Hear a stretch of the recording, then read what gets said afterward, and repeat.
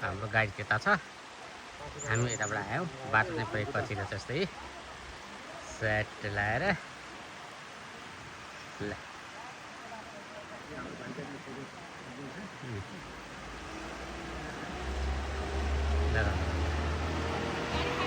हाम्रो गाडी सर आयो। गाडीलाई गाह्रो हुन्छ भनेर हामीले बाटो सरक्क छोडिदियो। काय खर्च गरेर ल ज्याकेट चाहिँ किन बोक्नु पर्यो हो सिटमा राख्यो नि बोकेर हिँड्ने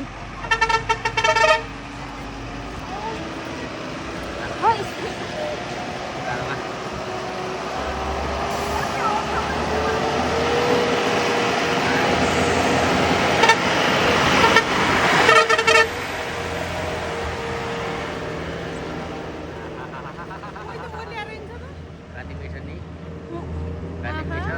गाडीको नम्बर पनि नदेखि गरेर आयो ल